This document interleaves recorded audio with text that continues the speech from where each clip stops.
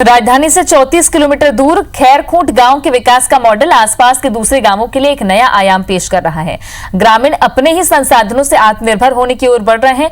खेती जैविक हो रही है, चूल्हे गोबर गैस से जल रहे हैं, मवेशियों को गौठान मिल गया है, उनके गोबर से खाद भी बन रही है जिसे किसान सस्ते में खरीद कर ले जा रहे हैं। गाँव की तस्वीर धीरे धीरे बदलने लगी है। आज हम इसी खैरखूंट मॉडल की आपको तस्वीर दिखाते हैं।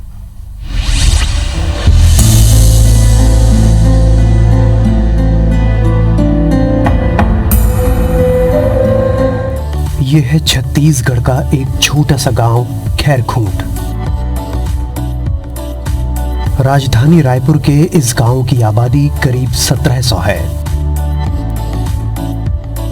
लेकिन ये गांव इसलिए चर्चा में नहीं है कि ये राजधानी से लगा हुआ है, बल्कि ये इसलिए चर्चा में है क्योंकि ये पूरी तरह आत्मनिर्भर होने की ओर बढ़ रहा है।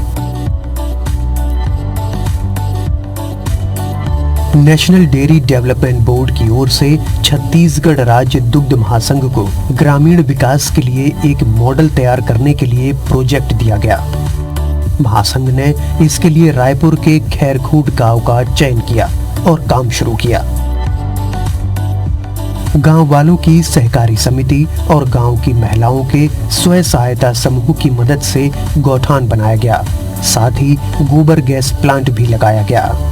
गोबर गैस का प्लांट यहाँ स्थापित किया, जहाँ हम इन जो घुमंतु पशु है उनका गोबर, इसके अतिरिक्त हम गांव से जो ग्रामीणों के पास गाय हैं जो अपने घर पे रखते हैं उनके उनका भी गोबर हमने इकट्ठा किया। हम उसकी बाकायदा कीमत भी देते हैं, 50 पैसा प्रति किलो हम उनसे उसकी कीमत देते हैं और इन सब के माध्यम से इस पूरे गोबर गैस प्लांट को चलाते हैं। ये यहाँ पर 200 घन मीटर का ये गोबर गैस का प्लांट है। इस प्लांट में रोज 200 घन मीटर बिजली गैस पैदा होती है। गोबर गैस प्लांट से रोजाना सुबह शाम गैस की सप्लाई के लिए गांव के 130 घरों तक गैस पाइपलाइन बिछाई गई और गांव की महिलाएं गोबर गैस का इस्तेमाल खाना बनाने के लिए कर रही हैं।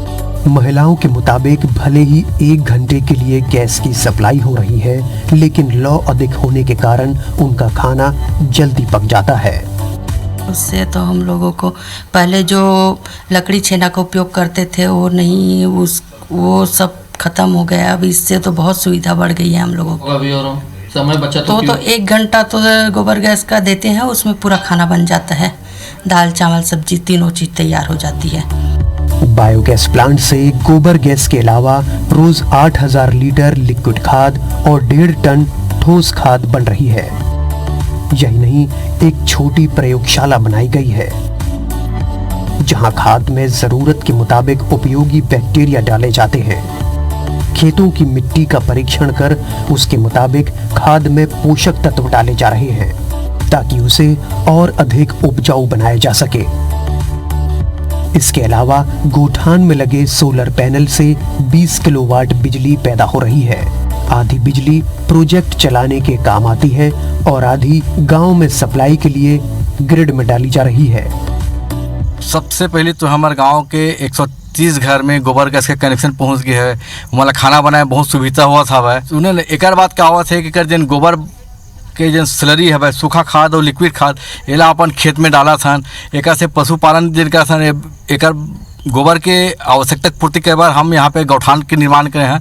गौठान में मवेशी रखते हैं तो मवेशी के खिलावर चारा, तो चारा की व्यवस्था कौन कर ही गाँव के हमारे जिन ग्रामीण महिला स्व सहायता समूह है वो मतलब हमन है 2-2 एकड़ 3-3 एकड़ करके हमन जमीन देवा था। तो एकड़ से मतलब कम से कम 200 से 250 महिला मतलब रोजगार के साधन उपलब्ध हो गए।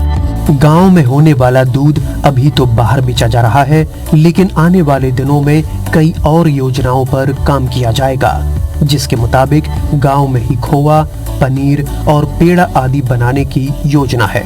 विकास के खैरखूंट मॉडल को आसपास के गाँव में बड़ी दिलचस्पी से देखा जा रहा है।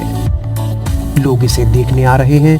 इनमें से कई किसानों ने तो अपने खेतों में जैविक खाद का इस्तेमाल शुरू कर दिया है। ये सिलसिला चलता रहा तो ये मॉडल छत्तीसगढ़ ही नहीं पूरे देश के गांव की तस्वीर बदलने वाला साबित हो सकता है। केंद्र सरकार के आत्मनिर्भर अभियान हो या छत्तीसगढ़ शासन की नरवा गरुआ गरुआ बाड़ी योजना, दोनों ही कंसेप्ट में खैरखुर्द गांव का ये मॉडल फिट बैठ रहा है। आवश्यकता इस मॉडल को अपनाने की है ताकि ग्रामीण अर्थव्यवस्था को और मजबूती प्रदान की जा सके। कैमरामैन संजीव सिन्हा के साथ स्टार जैन, IBC 24 रायपुर।